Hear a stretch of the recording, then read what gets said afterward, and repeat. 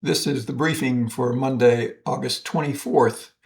Not a whole lot happened in today's trading. As you can see here, these are 60-minute charts of the spiders, the Qs, and the IWM. You can see this is today's trading right here. In the spiders, we tested Thursday's low. We didn't take it out. In the Qs, we did take out Thursday's low, and we did not take it out in the IWM representing the Russell. So really not a whole lot to really analyze here in today's trading. Volume was extremely low today. Breadth in the S&P 500 was basically only 20% of the shares were trading higher as opposed to lower.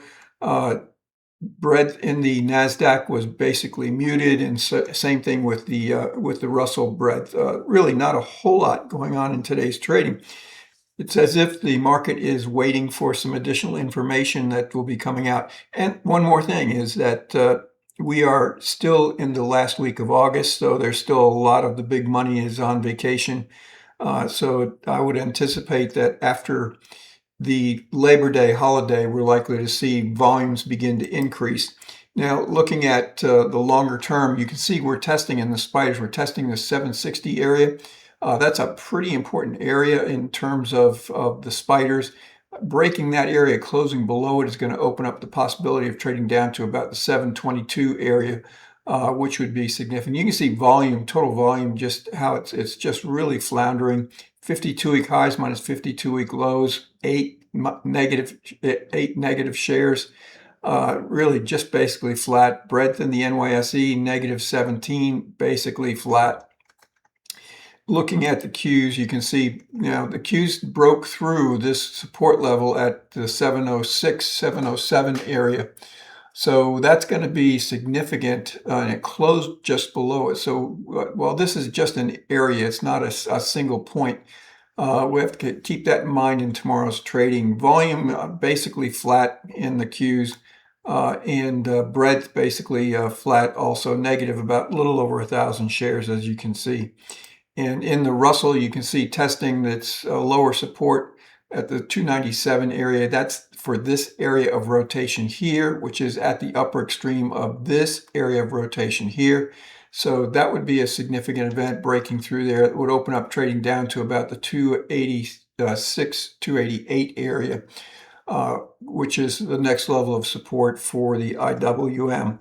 Now, looking at where we are in terms of overbought and oversold, because the internals are basically weak and neutral, we're really not seeing much movement. Now, the indicator has converged, which suggests the market is tightening in the NYSE, and the breakaway move could be in the offing. Not so much in the NASDAQ, so we'll just have to wait and see what happens in tomorrow's trading. Total volume, you can see total volume in the NYSE down, basically, running along this flat line of all-time low volume in the NYSE. And you can see really not a whole lot happening in terms of volume there. Net volume down in the NYSE, and basically, just in a rotational pattern as well. As volume has rotated like this, so has net volume rotated about the same way, based on the spikes in volume corresponding with the spikes in net volume, as you can see, like right through there. NASDAQ volume, total NASDAQ volume down, broke through this lower extreme. Net volume down as well, so it's going to be a little bit interesting to see what happens when total NASDAQ and total NYSE volume starts picking up and gets back to normal.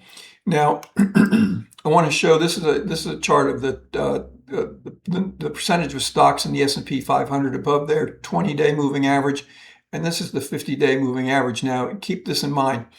This is really what's happening here. Now, we did have a bump up today in the 20 and 50-day moving average, but as you can see, overall, the trend is not down. It's not up. The trend appears to be in a rotational pattern as well. Same thing with the 50-day moving average. So it's going to be interesting to see this resolve. Now, what is different here is in the NASDAQ. So you can see the NASDAQ is now beginning to trend lower.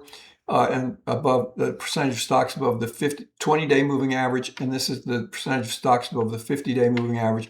Now this is going to lag this one because this one is a shorter time frame. So we'll see what happens in the coming days. And in the Russell, you can see the Russell showing a little more weakness. Also, percentage of stocks above the 20-day moving average and percentage of stocks above the 50-day moving average. So really not any strength coming into the market, but really not a whole lot of weakness, at least at this point in time. Now, one of the problems maybe is what's happening with U.S. Treasuries. And this is the 30-year and this is the 10-year note. The rate on this is the rate on the 10-year note and the rate on the 30-year note. So you can see that we're really at some pretty extreme highs that we haven't seen in quite some time. The 10-year note also is there, and this might be giving us some indication potentially that there may be the Fed may be leaning towards raising rates in the next meeting, which is in September. And the market may be a little bit concerned about what's happening with treasuries right now and the rate increase that we've been seeing. So what's going to be very interesting would be what happens if we take out these highs right through here. And I'm going to be watching that pretty carefully in the coming days and or weeks. Have a great night. Hopefully we'll have a little more active day than we saw in today's trading. I'll pick this back up again tomorrow.